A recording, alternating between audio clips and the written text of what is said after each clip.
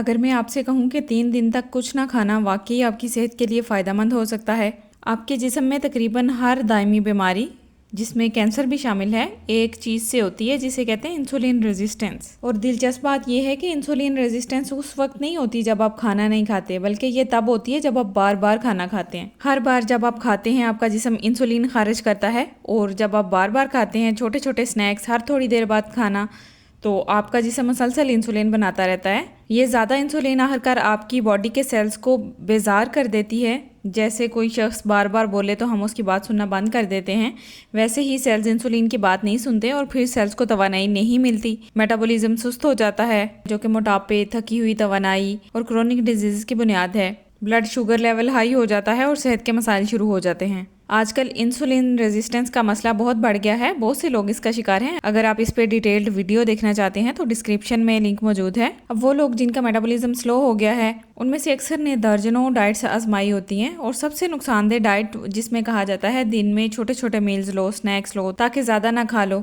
लेकिन हकीकत यह है कि असल मसला कैलोरीज का नहीं बल्कि आप कितनी बार खाते हैं उसका है। जब हम बार बार खाना छोड़ देते हैं और इंटरमीडिएट फास्टिंग शुरू करते हैं तो हमारे जिस्म में हैरत अंगेज तब्दीलियां आना शुरू हो जाती हैं। आइए देखते हैं कि इंटरमीडिएट फास्टिंग और प्रोलॉन्ग फास्टिंग के क्या फ़ायदे होते हैं। फ़र्ज़ करें आप अभी कुछ खाते हैं तो आपका इंसुलिन लेवल फ़ौरन ऊपर जाएगा, और जैसे ही इंसुलिन बढ़ेगा ये जिस्म में बहुत सी मुस्बत चीज़ों को रोक देगा, जैसे चर्बी का जलना, जिस्म की सफाई और सूजन का कम होना। अगर आप 18 घंटे फास्टिंग करते हैं और दिन में सिर्फ 2 बार खाते हैं, मसलन दोपहर 12 बजे और शाम 6 बजे, तो ये खाने का सिर्फ 6 घंटे का वक्त होगा और बाकी 18 घंटे आपकी बॉडी फास्टिंग कंडीशन में होगी। इस सादा से मामूल से आपको बड़े फ़ायदे होंगे। पेट के आसपास की चर्बी कम होने लगेगी, जहनी तौर पर आप खुद को हल्का महसूस करेंगे, मूड बेहतर होगा, जिस्म की अंदरूनी सूजन कम होने लगेगी। लेकिन सिर्फ इंटरमीडिएट फास्टिंग करने से आपकी बॉडी में जमी हुई सारी शुगर और फैट मुकम्मल तौर पर ख़त्म नहीं होती, बल्कि ये तब होता है जब आप प्रोलॉन्ग फास्टिंग करते हैं, यानी कम अज़ कम 2 या 3 दिन की फास्टिंग। और मज़े की बात यह है कि जब आप लंबे वक्त के लिए कुछ नहीं खाते तो वो तमाम फ़ायदे जो मैंने बताए हैं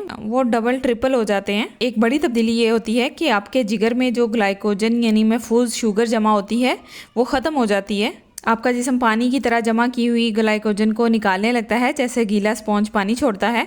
और यही वो लम्हा होता है जब आपका वज़न तेज़ी से कम होने लगता है। लेकिन याद रखें, शुरू में जो वज़न कम होता है वो असल में चर्बी नहीं होती, बल्कि वाटर वेट लॉस होता है। तो ये जिस्म की सफाई की तरफ पहला कदम है। असल चर्बी तो बाद में जलती है। इसलिए जब आप प्रोलॉन्ग्ड फास्टिंग शुरू करते हैं तो सबसे पहले आपका जिस्म पानी का वजन कम करता है, और फिर एक जगह आकर वजन कम होना रुक सा जाता है। लेकिन इसका ये मतलब नहीं कि फास्टिंग काम नहीं कर रही। असल में ये इस बात की अलामत है कि आपके जिस्म ने ग्लाइकोजन के साथ बहुत सा पानी भी खारिज कर दिया है। जब आप 1 या 2 दिन की प्रोलॉन्ग्ड फास्टिंग करते हैं तो आपकी बॉडी ज़्यादातर कीटोन्स पर चलना शुरू कर देती है, यानी 88% तवानाई कीटोन से हासिल होती है। कीटोन्स जो कि फैट्स को तोड़ के हासिल होते हैं।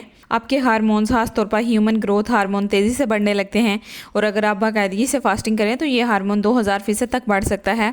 आप ये ना समझें कि इस दौरान आपके मसल ज़ाया हो रहे हैं।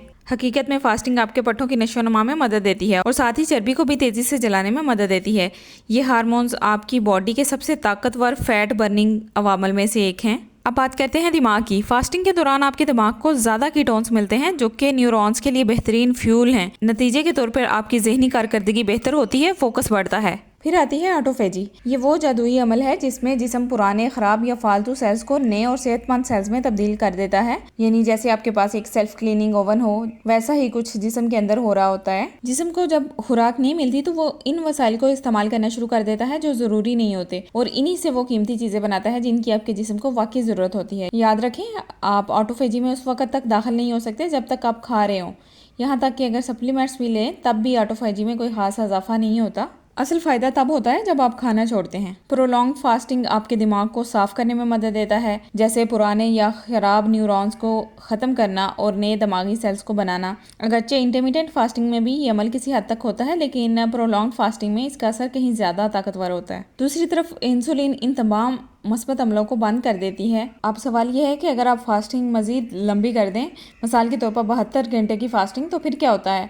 तब ऑटोफेजी अंदरूनी सेल्स के अंदर छुपे हुए वायरसेस को भी साफ करना शुरू कर देती है। क्या आपको मालूम है कि इन छुपे हुए वायरसेस को ख़त्म करने के लिए कोई दवा या सप्लीमेंट मौसर नहीं है? इनसे छुटकारे का वाहिद तरीका प्रोलॉन्ग फास्टिंग है। और बात सिर्फ यही ख़त्म नहीं होती। जब आप 3 दिन तक फास्टिंग करते हैं तो आपका मदाफ़ती निज़ाम भी तेज़ी से एक्टिव हो जाता है। यही मदाफ़ती निज़ाम आपको कैंसर, ऑटोइम्यून डिजीज़ और कई ख़तरनाक बीमारी बीमारियों से बचाता है। अब आते हैं कुछ आखिरी और अहम बातों की तरफ। जब आप वाटर फास्टिंग कर रहे हो, चाहे वो इंटरमिटेंट फास्टिंग हो या प्रोलॉन्ग फास्टिंग, तो आप कुछ भी नहीं खा रहे, सिर्फ पानी पी रहे होते हैं, लेकिन आप कैलोरीज नहीं ले सकते। आप चाय या कॉफ़ी बगैर शुगर और दूध के पी सकते हैं, क्योंकि इनमें कैलोरीज नहीं होती। एक बहुत अहम बात जो इंटरमीडिएट फास्टिंग या प्रोलॉन्ग फास्टिंग के दौरान याद रखनी चाहिए, वो ये है कि आपको सॉल्ट की मिकदार पूरी रखनी चाहिए। अगर आपकी बॉडी में सोडियम की कमी हो जाए तो आपको कमज़ोरी, थकन और चक्कर आ सकते हैं। लिहाजा फास्टिंग के दौरान आप नमक इस्तेमाल कर सकते हैं। और साथ ही मैं ये भी रिकमेंड करती हूँ कि आप दीगर इलेक्ट्रोलाइट्स जैसे पोटाशियम और मैग्नीशियम वगैरह भी लें, क्योंकि अगर आप पहले से इनकी कमी के साथ फास्टिंग स्टार्ट करते हैं तो वो कमी फास्टिंग के दौरान और भी शदीद हो सकती है। अब आखिरी बात, जब आप 3 दिन की प्रोलॉन्ग फास्टिंग के बाद रीफीडिंग शुरू करते हैं तो अगर आपने ज़रा सी भी जल्दबाजी की या गलत चीज़ें खा ली तो वो आप वाकई अपने जिस्म को नुकसान पहुँचा सकते हैं। सही तरीका ये है कि फास्टिंग ख़त्म करने के बाद पहले थोड़ी सी यखनी लें, फिर कुछ देर बाद हल्की उबली हुई सब्जियां खाएं और फिर थोड़ा वक्फा लेकर एक अंडा खाएं और फिर चंद घंटे के बाद थोड़ा खाना खा लें। लेकिन याद रखें, सबसे बड़ी गलती ये होगी कि आप एकदम से बहुत सारे कार्बोहाइड्रेट्स खा लें, यानी चावल, रोटी और मीठा खा लें। ये एक तबाहुन गलती हो सकती है। तो फास्टिंग सिर्फ वज़न कम करने का तरीका नहीं है, बल्कि ये कुदरती रीसेट बटन है जो बॉडी के हर हिस्से को बेहतर करता है। लेकिन याद रखें, शुरू करने से पहले अपने डॉक्टर या माहिर से ज़रूर मशवरा करें, ख़ास तौर पर अगर आपको कोई बीमारी है।